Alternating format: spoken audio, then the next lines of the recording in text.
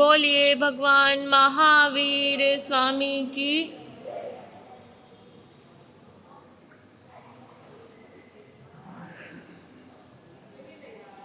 आज़ादी का दिन तो आज़ादी का दिन है तो सारे बोलने में लग गए।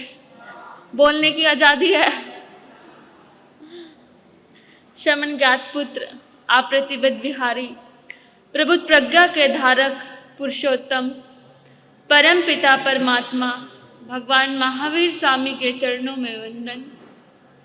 पूज्य गुरुदेव बाबा गणेश जी के चरणों में वंदन नमन। आयम्बिरता पराधिका दादी गुन्नी जी के चरणों में वंदन नमन। गुरुवर्य तुल्य पूज्य निधि ज्योति जी महाराजा, मम आराध्य गुरनी डॉक्टर मुक्ता जी महाराजा, समस्त गुरुवर्या के चरणों में वंदन नमन। माता पिता तुल्य आप सभी श्रावक श्राविका जन को मेरा प्रणाम, मेरा नमन। आज क्या है? स्वतंत्रता दिवस। 77 साल हो गए देश को आज़ाद हुए। आइए पहले एक गीत से शुरू करते हैं। आप सबने सुना होगा, साथ में गुनगुनाएंगे तो और अच्छा लगेगा। आप शांत रहेंगे तो शुरू किया जाए।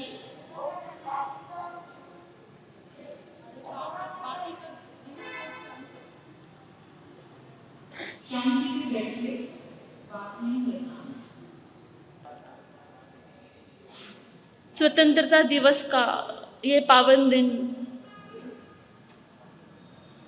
कहते हैं कि हमें स्वतंत्रता दिलाने में बहुत सारे लोगों की कुर्बानियां लगी हैं।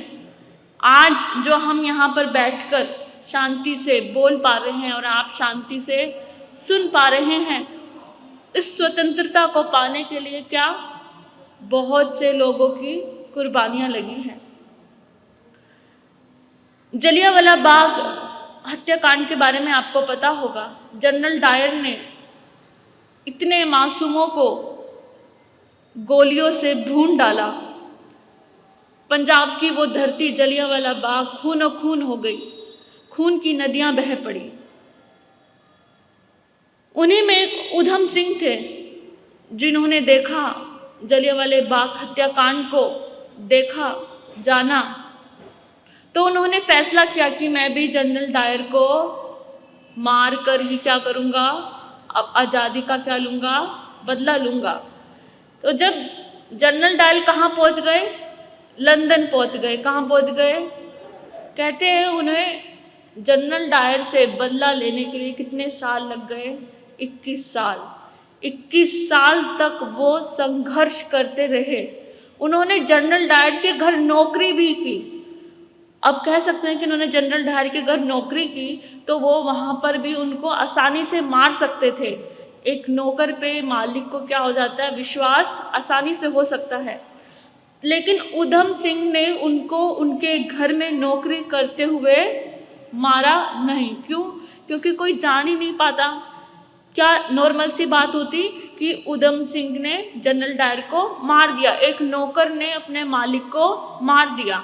उन्होंने आज़ादी का बदला वहाँ पर नहीं लिया। कहाँ पर लिया? जब जनरल डायर एक भरी सभा में स्पीच दे रहे थे जहाँ सभी देश के नेता आए हुए थे, वहाँ पर उन्होंने उनको 2 गोली मारकर जलियांवाले बाग का बदला लिया।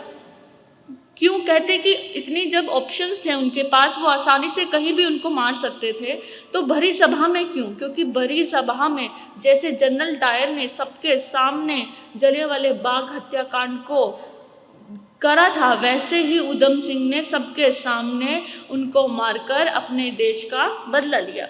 ये रहा।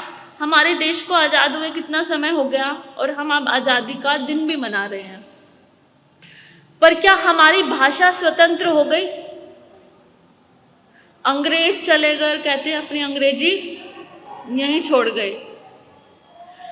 आज जगह जगह इंडिपेंडेंस डे मनाया जा रहा है, लेकिन उसमें से 80% जगह ऐसी है जहाँ पे आज इंग्लिश में ही स्पीच दी जाएगी। भारत की आज़ादी को मनाने के लिए जितने स्कूल हैं, कॉलेज हैं, मैं भी पढ़ी हूँ स्कूल कॉलेज में, वहाँ पे स्पीच किस में होती थी? इंग्लिश में। और हम मना किसका रहे हैं?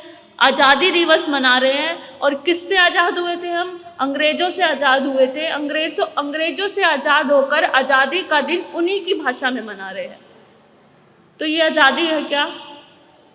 आज हमने जो हिंदी बोलते हैं, जो अपनी सामान्य भाषा, आप आसपास में रहते तो कुछ नहीं, अगर आप किसी एयरपोर्ट में जाओ, फ्लाइट के लिए जाओ और अगर आप हिंदी भाषा का प्रयोग करो और सामने वाला इंग्लिश बोलता है तो आपको क्या होता है अपने अंदर कि हमें तो भाषा ही नहीं आती, हम कितने छोटे हैं। हमने इंग्लिश को इतना महत्व दे दिया कि अपनी भाषा को हम क्या समझते हैं? छोटा समझते हैं। जिसको इंग्लिश नहीं आती उसको कोई नॉलेज ही नहीं है, जिसको इंग्लिश नहीं आती उसको कोई ज्ञान ही नहीं है, उसको कुछ आता ही नहीं। इंग्लिश क्या है? एक भाषा है, जैसे हिंदी एक भाषा है। और हम जिस देश में रहते हैं, जिस देश की रोटी खाते हैं, जिस देश में कमाते हैं, जिस देश में सब करते हैं, अगर हम उस देश की भाषा नहीं बोलते तो हम क्या हैं? गद्दार हैं। गद्दार हैं ही हम। और उसके बाद हम अब क्या सोचते हैं कि हमें इंग्लिश नहीं आई लेकिन हमारे बच्चों को क्या आए? इंग्लिश आए। अगर कोई मेहमान भी आता है, अगर आप मेहमान के सामने आपका बच्चा अच्छी इंग्लिश बोलता है तो आपको लगता है कि हाँ बड़ा अच्छा हो गया, आज तो हमारे बच्चे ने हमारी क्या रख ली? इज्जत रख ली। लेकिन भाषा का ज्ञान से कोई मतलब नहीं है। ज्ञान का क्या है? वो ज्ञान किसी भी भाषा में हो सकता है, इंग्लिश में हो सकता है, हिंदी में हो सकता है, या हम जिस स्टेट में रहते हैं उस स्टेट की क्या लगता है? जिसको इंग्लिश आती है उसी को सब कुछ आता है। हिंदी बोलने वाले को कुछ आता ही नहीं, क्योंकि वो क्या बोलता है? हिंदी बोलता है। तो इतनी साल से हम आज़ादी का दिन बनाते जा रहे हैं, बनाते जा रहे हैं, बनाते जा रहे हैं, लेकिन क्या फ़ायदा जब हमारे पैरों में भाषा की बेड़ियां अभी तक पड़ी हुई है और पड़ती रहेंगी। और कुछ सालों में तो हिंदी सुनने को भी नहीं मिलेगी, इंग्लिश ही इंग्लिश हमारे पूरे देश में, क्योंकि बूढ़े बाड़े लोग तो ख़त्म हो जाएंगे और 10-20 साल में आने वाली जनरेशन क्या बोलती रहेगी? इंग्लिश ही बोलती रहेगी। और फिर ये पहचानना भी मुश्किल हो जाएगा कि भारत में कभी हिंदी भी बोली जाती थी। सबसे ज़्यादा आज़ादी हमें किस में है? थोड़ा स्पिरिचुअल करते हैं इसको। सबसे बड़ी आज़ादी किस में है? हमें नहीं पता कि हमारा जन्म क्यों हुआ है, हम अभी तक गुलाम हैं। हम आज़ादी मना रहे हैं, बस ये फॉर्मेलिटी है। हमारे भीतर हम आज़ाद हो गए क्या? हर घर में जो पावरफुल है वो आज तक दूसरे पे क्या करता है? रूल करता है। अगर पुरुष ज़्यादा ताकतवर है तो वो स्त्री को दबाता है, अगर स्त्री ज़्यादा पावरफुल है वो क्या है? पुरुष को दबाती है। माता पिता बच्चों को दबाते हैं, जब बूढ़े हो जाते हैं तो बच्चे किसको दबाते हैं? माता पिता को दबाते हैं। तो क्या हम एक्चुअल में आज़ाद हो गए क्या? एक्चुअल में हमें कोई आज़ादी मिली ही नहीं। जब देश चाहे आज़ाद हो गया हो, लेकिन जब तक आप खुद आज़ाद नहीं होंगे, अपने स्वयं से आज़ाद नहीं होंगे, तब तक आज़ादी है नहीं। आज भी देश में क्या क्या होता रहता है, कितनी औरतें घर में पिटने का शिकार होती रहती हैं, जलाने का शिकार होती रहती हैं, कितनी बलात्कार, रेप, सब कुछ। क्या देश आज़ाद हो गया? नहीं। ये छोटी छोटी बातें ये कितनी बड़ी चीज़ को, बड़े समाज को एकत्रित कर लेती हैं, लेकिन हम बस ढकोसलेबाजी में लगे हुए हैं कि हम आज़ादी मना रहे हैं, आज़ादी मना रहे हैं, और एक्चुअल में हम आज़ाद हुए नहीं है। बस इतना ही कहना चाहूँगी कि अपने आज़ादी के दिन पर अपनी भाषा को मान देना, इंग्लिश को इतना मान मत देना कि आपकी भाषा बेचारी पड़े कमरे में पड़ी पड़ी सड़ जाए और उसका वहीं मरण हो जाए। इतना ही कहना चाहूँगी। ओम शांति।